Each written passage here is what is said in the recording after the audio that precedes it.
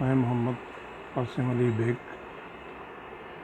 Lecturer in Urdu, government degree college for women Nalgonda.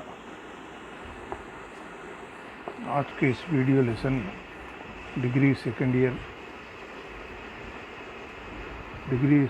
کے لیے حصے نظم سے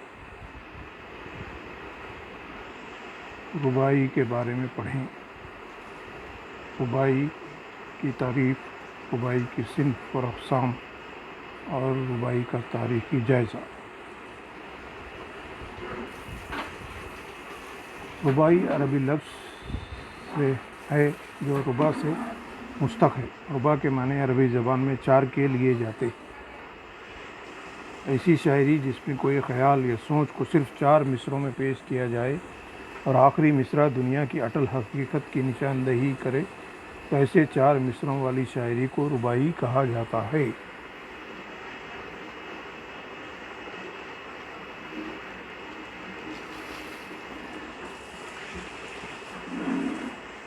یعنی ربا کے معنی کیا ہے؟ چار کے ہیں عربی زبان میں، اور ایسی شاعری جو چار مصروں والی نظم، اس میں کیا ہے؟ کوئی خیال یا سوچ کو چار مصروں میں پیش کیا جائے اور آخری مصرے میں دنیا کی حقیقت کیا ہے، دنیا کی حقیقت کو بیان کرے، تو ایسی چار مصروں والی شاعری کو رباعی کہا جاتا ہے۔ عربی سے فارسی اور فارسی سے اردو میں رائج ہونے والی شعری صنف رباعی کے وزن 24 اوزان مشہور ہیں۔ یعنی اس کے لکھنے کے لیے اس زمانے میں عربی اور فارسی کے اندر پہلے لکھی جا رہی تھی، جس میں کیا ہے 24 وزن اس کے مقرر کیے گئے ہیں، مخصوص کیے گئے ہیں۔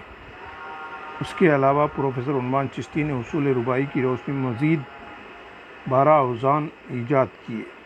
اس طرح رباعی کے کل 36 اوزان مقرر ہوئے۔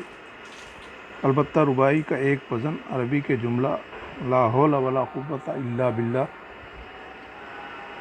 پر پورا منطبق ہوتا ہے، اس لیے عموماً رباعیاں اسی وزن میں لکھی جاتی ہیں۔ رباعی کے کل اوزان بحر حجز ہی سے ماخوذ ہوتے ہیں، جو چند مخصوص لحافات کی مدد سے متعین کیے گئے ہیں۔ کہ رباعی کے لیے 36 وزن مقرر کیے گئے، اور اس میں کیا ہے؟ عربی کا ایک جملہ لا حول ولا قوت الا باللہ، اسی کے وزن پر کیا ہے ساری رباعیات اس زمانے سے آج تک لکھی جا رہی ہیں۔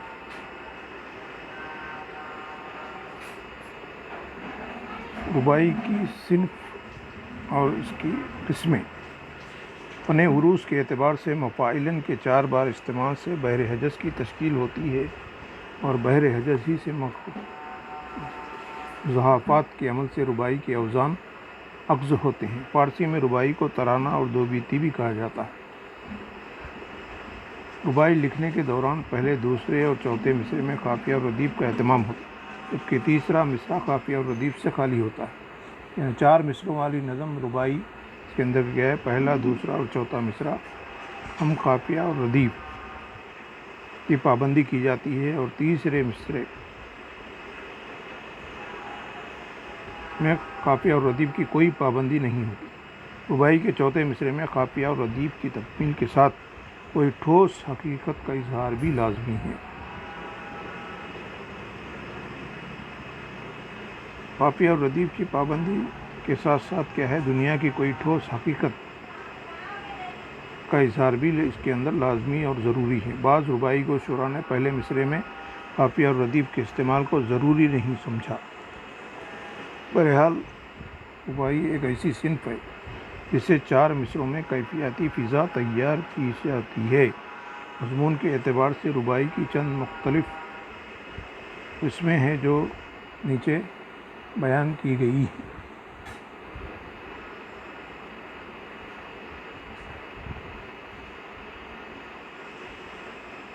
پہلی قسم متصوفیانہ یا عارفانہ رباعی۔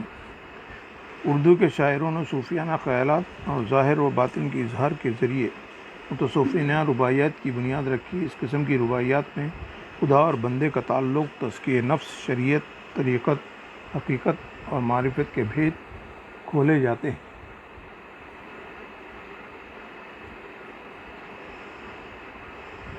یعنی متصوفیانہ ربائی یعنی بزرگانہ یا عارفانہ، یعنی اللہ سے کس طریقے سے ہم محبت رکھ سکتے ہیں۔ بزرگان دین، صوفی یعنی بزرگان دین کے خیالات اور ظاہر اور باطن، انسانی زندگی کے اندر کیا ہے، ظاہری طور پہ کیا کیا خصوصیتیں اور خاصیتیں ہیں، اور باطنی یعنی اندرونی طور پہ جو خیالات ایک صوفی اور بزرگ کے ہوتے ہیں، اس کی باتیں، ان کے بارے میں ان کی خیالات کو رباعیات کے اندر پیش کیا جاتا ہے۔ اس کے اندر کیا ہے، بندے اور اللہ کا تعلق کس طریقے سے ہونا چاہیے، خدا اور بندے کا تعلق، تزکیہ نفس یعنی نفس کی اصلاح کے لیے کیا کوشش ہونی چاہیے ایک انسان کی، اور شریعت یعنی اسلامی اصول، ضوابط، طریقت، حقیقت اور معرفت۔ طریقت یعنی بزرگان دین کا طریقہ کیا ہے، حضور صلی اللہ علیہ وسلم کی زندگی کیا ہے، ان کے طور اور طریقے کیا ہیں، اور حقیقت کیا ہے اس کی، اور اس کے ساتھ ساتھ معرفت کے بود یعنی اللہ تعالیٰ سے کس طریقے سے بندے کو اپنا رشتہ مضبوط ہونا چاہیے اور بندہ اللہ سے نزدیک ہونا چاہیے۔ ساری باتیں متصوفیانہ رباعیوں کے اندر بیان کی جاتی ہیں، جو رباعی کی پہلی قسم۔ دوسری قسم کیا ہے، عشقیہ رباعی، دنیا کے فانی عشق اور مرد عورت کے حسن کے علاوہ ان کے راز و نیاز کو رباعی کی شکل میں پیش کیے جائے تو ایسی رباعی عشقیہ رباعی کے زمرے میں شامل کی جاتی ہے۔ دوسری قسم عشقیہ رباعی یعنی عشق دو طرح کے، عشق حقیقی اور عشق مجازی۔ عشق حقیقی یعنی اللہ اور بندے کے درمیان جو محبت ہونا چاہیے، ایک خالق سے بندہ جو محبت کرے، وہ عشق حقیقی ہے۔ اور دنیاوی محبت یعنی مرد عورت کی محبت، ماں اور بچوں کی محبت، میاں بیوی کی محبت، یہ ساری عشق سے ساری محبتیں کیا ہے، فنا ہونے والی ہیں، چند دن کی ختم ہونے والی ہیں۔ اصل حقیقت حقیقی عشق جو اللہ اور بندے کے درمیان ہونا چاہیے، اس کے بارے میں جو باتیں رباعیوں کے اندر لکھی جاتی ہیں، سچ عشق حقیقی کی باتیں یا عشق مجازی کی باتیں اگر کی جائیں تو وہ رباعی کی دوسری قسم عشقیہ رباعی کہلاتی ہے۔ تیسری قسم اخلاقی رباعی، تہذیب و اخلاق اور اچھے اقدار کی نمائندگی رباعی کے انداز میں کی جائے تو ایسی رباعی میں چونکہ نصیحت، اخلاق سدھار اور انسانوں کی زندگی میں تبدیلی لانے کا رجحان موجود ہوتا ہے، اس لیے ایسی رباعی کو اخلاقی رباعی ہے، یعنی انسان کے تہذیب و اخلاق اور اچھے اقدار کی نمائندگی، یعنی اچھی باتیں انسان کے سدھار کے لیے، انسان کی زندگی میں نصیحت کی خاطر، اخلاق کو سدھارنے کے لیے اور زندگیوں کے اندر تبدیلی لانے کے لیے، تہذیب و اخلاق کی پیرائے پر پورا اتارنے کے لیے جو رباعیات کہی گئیں نصیحت آمیز، وہ کیا ہے، اخلاقی رباعی کے اندر شمار کی جاتی ہیں، اسے اخلاقی رباعی کہا جاتا ہے۔ چوتھی قسم مسائلی رباعی، انسانی زندگی کے سیاسی، معاشی اور معاشرتی مسائل کو رباعی میں بیان کیا جائے تو ایسی رباعی مسائلی رباعی کہلاتی ہے۔ یہ چوتھی قسم مسائلی، یعنی انسانی زندگی میں جو بھی مسائل پیش آتے ہیں، چاہے وہ سیاسی مسائل ہو یا معاشی مسائل ہو، اور معاشرتی یعنی معاش یعنی انسانی زندگی کو گزارنے کے لیے جو چیزیں ضروری ہیں، اس کو کس طریقے سے حاصل کرنا، روزی کس طریقے سے، حلال ہونا، حرام کیا ہے، حلال کیا ہے، یہ باتیں اگر نصیحت کی خاطر انسانی معاشرے کو فائدہ کرنے کے لیے اور معاشرے کے سدھار کے لیے اگر باتیں ہوں، سیاسی ہو یا سماجی ہو، معاشی ہو، معاشرتی ہو، ایسی رباعی اس کے اندر یہ باتیں بیان ہوں، وہ کیا ہے، مسائلی رباعی کے اندر اس کا شمار ہوتا ہے، جو رباعی کی چوتھی قسم۔ پانچویں قسم وارفتہ رباعی، سنسکرت کے زیر اثر سنگارس کو رباعی میں شامل کر کے فراغ نے اس صنف کو عارفانہ اور اخلاقی رویے کے بجائے جنس اور فراغ سے وابستہ کیا۔ اس قسم کی رباعیوں میں عورت اپنے شوہر پر اور مرد اپنی نصف بہتر پر فخر کرتا ہے اور ہر ایک دوسرے کو زندگی کا لازمہ تصور کرتے ہیں۔ یہ انداز اردو رباعی میں فراغ ہی نہیں بلکہ جان نثار اختر کی رباعیات میں بھی ملاحظہ کیا جا سکتا ہے، وہاں پہ بھی ملتا ہے۔ یعنی وارفتہ رباعی کی پانچویں قسم ہے، جو کیا ہے، یہ سنسکرت زبان میں جو رباعیات لکھی گئی اس میں سے سنگارس، یہ رباعیات کا مجموعہ تھا اس زمانے میں۔ اس کے اندر کیا ہے، عورت اور مرد ایک شوہر اور بیوی کے درمیان جو ایک دوسرے کو سمجھنے، ایک دوسرے کے ساتھ زندگی گزارنے کے لیے لازمی ہے عورت اور مرد، شوہر اور بیوی ایک دوسرے کو اپنی زندگی کے ایک دوسرے کے ساتھ گزارنے کے لیے ہر ایک کو کیا ہے ایک دوسرے سے محبت ہوتی ہے۔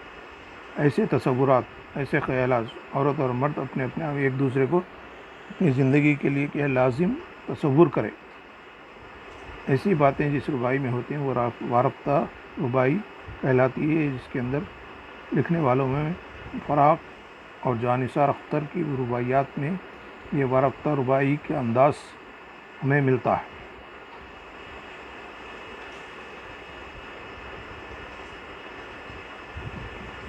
ربائی کا تاریخی جائزہ۔ اردو شاعری میں محمد قلی قطب شاہ 1612 عیسوی کے دور سے ہی ربائی کا رجحان موجود ہے۔ فارسی زبان سے استفادہ کے نتیجے میں سب سے پہلے قطب شاہی دور کے شاعروں نے علاقۂ گولکنڈے کے توسط سے ربائی کی روایت کو فروغ دیا۔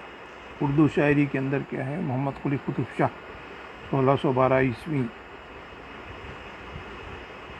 عیسوی کے زمانے میں گولکنڈہ ہی قطب شاہی سلسلہ گولکنڈہ قطب شاہ کی سلسلہ چل رہا تھا۔ اس کے اندر قلی قطب شاہ کے زمانے سے ہی استفادہ گولکنڈے کے توسط سے ربائی کی روایت کو فروغ دیا۔ یعنی قلی قطب شاہ بھی اس زمانے میں ایک بادشاہ ہونے کے ساتھ ساتھ وہ ایک اچھا شاعر مانا جاتا تھا۔ اس نے بھی ربائی لکھنے کی روایت کو فروغ دیا، آگے بڑھایا۔ پروفیسر سیدہ جعفر کی کتاب دکنی رباعیوں کے مطالعے سے اندازہ ہوتا ہے کہ قطب شاہی دور کے بیشتر شعراء نے ربائی کی جانب توجہ دی، جن میں ملا وجیح، غواصی، ابن نشاطی اور فائز اہمیت کے حامل ہیں۔ یعنی قطب شاہی دور کے اندر جو گولکنڈے سے ربائی گو شعراء ربائی کی جانب توجہ دی، ان میں ملا وجیح ہے، غواصی ہے، ابن نشاطی اور فائز، یہ شعراء کیا ہے مشہور شعراء گزرے ہیں۔ قطب شاہی سلسلے کے ربائی گو شعراء میں ان کی بہت اہمیت ہے۔ اس طرح جب بیجاپور میں عادل شاہی سلطنت قائم ہوئی تو اس مملکت کے بادشاہ ابراہیم عادل شاہ اور علی عادل شاہی نے بھی شاعری کی، اور ان کی دور میں عبدل، نصرتی، دولت، صنعتی، شاہ ملک، طبعی، سیوا اور امین جیسے شعراء نے ذائقہ بدلنے کے لیے ربائی گوئی کی طرف توجہ دی۔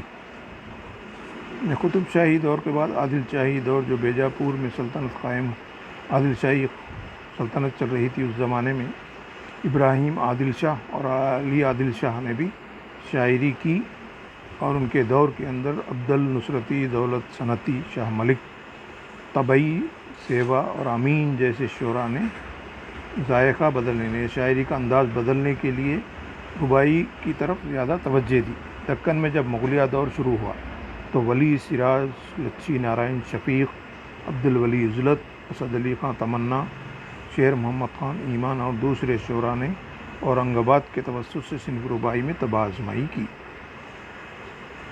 اس کے بعد کیا ہے جب عادل شاہی قطب شاہی دور کے بعد عادل شاہی دور، اس کے بعد پھر مغلیہ دور شروع، تو اس زمانے میں بھی رباعیات لکھنے کا رواج چل رہا تھا۔ مغلیہ دور کے شعراء میں ولی سراج، لچھی نارائن شفیق، عبد الولی عزلت، اسد علی خان تمنا اور اس کے علاوہ دوسرے شعراء نے کیا اورنگ آباد کے توسط سے، اورنگ آباد کے واسطے سے کیا ہے ربائی میں بہت ہی اچھی رباعیات لکھیں جو چھاپی گئیں۔ 1700 عیسوی میں ولی کے دلی پہنچنے کے بعد دلی کی فارسی شاعری پر اردو شاعری کا غلبہ ہو گیا۔ 1700 عیسوی میں ولی دلی پہنچنے کے بعد دلی کی فارسی یعنی اس زمانے میں دلی کے اندر فارسی شاعری پر اردو شاعری کا غلبہ، یہاں پہ اس زمانے میں دلی کے اندر فارسی کی شاعری کا زیادہ غلبہ تھا، زیادہ مشہور چرچا تھا۔ ولی کے آنے کے بعد اردو شاعری کا اثر زیادہ ہو گیا، فارسی شاعری کا اثر کم ہو گیا۔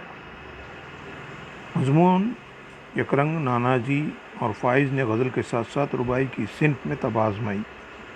میر سودا کے عہد میں بھی ربائی گوئی جاری رہی، لیکن غالب کے عہد میں مولانا حالی نے ربائی کے ذریعے صوفیانہ اور اخلاقی خیالات کی پیشکشی کی طرف توجہ دی۔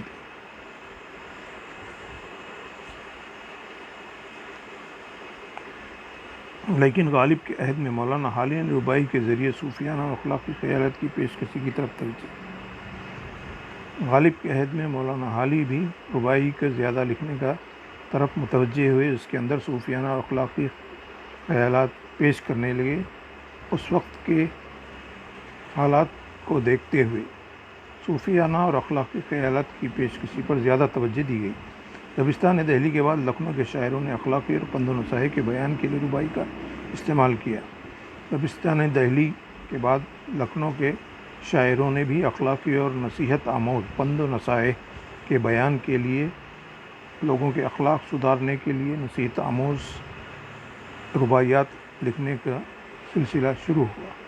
میر انیس اس میدان میں پیش نظر ہے۔ اس زمانے میں کیا ہے، دہلی کے بعد لکھنؤ کے اندر استاد شاعر میر انیس اس رباعی کو آگے بڑھانے میں آگے نظر آتے ہیں۔ لکھنؤ کے تقریباً شاعر کے کلام میں رباعی کی صنف شامل ہے۔ لکھنؤ کے تقریباً تمام شعراء کے کلام میں رباعی کی صنف شامل ہے، اور جد و جہد آزادی کے دوران دہلی اور لکھنؤ کے شعراء نے حسن اخلاق اور تہذیب و شائستگی کے بیان کے لیے رباعی کی صنف پر توجہ دی۔ یعنی آزادی کی لڑائی کے وقت بھی دہلی اور لکھنؤ کے بہت سارے شعراء انسانی اخلاق اور تہذیب اور شائستگی کے بیان کے لیے بھی کہ رباعی کو زیادہ اہمیت دیا، اور رباعی کا زیادہ رواج عام ہوتا گیا۔ 20ویں صدی کے اوائل کے ساتھ ہی رباعی کی صنف کو نئے انداز سے وابستہ کرنے کی کوشش کی گئی۔ یعنی 20ویں صدی کے شروع ہی سے کیا رباعی کی صنف کو نئے انداز سے وابستہ یعنی جوڑنے کے لیے کوشش کرنے لگے۔ اس میں فراق گورکھپوری نے رباعیوں کا مجموعہ روپ میں سنسکرت کے سنگارس کو شامل کیا۔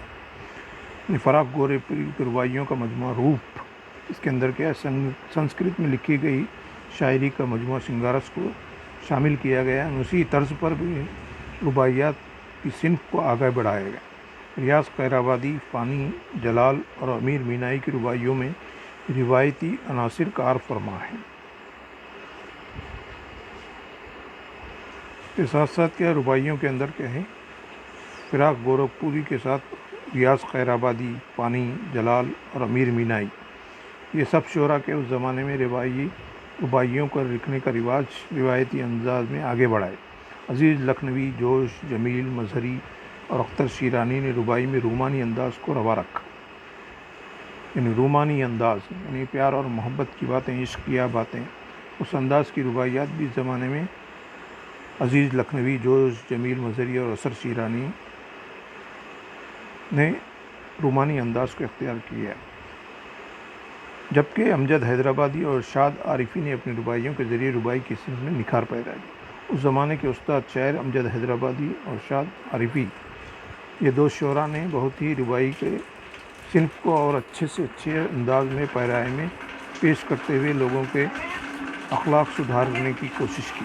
امجد کو رباعی کی وجہ سے اردو کا سرمد ثانی کا خطاب بھی دیا گیا۔ اس زمانے میں امجد حیدرآباد کی رباعیات کی اتنی اہمیت تھی کہ ان کی رباعیات لکھنے کے بدلے ان کو کیا سرمد ثانی کا خطاب دیا گیا۔ دور حاضر میں سیاسی، معاشی اور معاشرتی مسائل کو بنیاد بنا کر رباعیات لکھی جا رہی ہیں۔ موجودہ دور میں راشد اصغر ویلوری نے رباعی گوئی کو پوری آب و تاب کے ساتھ جاری رکھا۔ علاوہ ازیں ملک گیر سطح پر اس صنف کے استعمال میں جدید تقاضوں کی تکمیل کی جا رہی ہے۔ یعنی آج کے موجودہ دور میں بھی کیا ہے، راشد اصغر اور اصغر ویلوری کے علاوہ اور بہت سارے شعراء بھی اس صنف کو آگے بڑھانے کے لیے بہت ہی کوششیں کر رہے ہیں۔ آج کل کے مسائل، معاشرتی اور بنیادی سیاسی مسائل کو آگے بڑھانے کے لیے رباعی کا استعمال بہت ہی اچھے انداز میں پیش کر رہے ہیں، اور اس کے سدھار کی پوری کوشش میں لگے ہوئے ہیں، جو آج کل کا دور کا کیا ہے بہت ہی تقاضا رہا ہے، یعنی ضروری ہے۔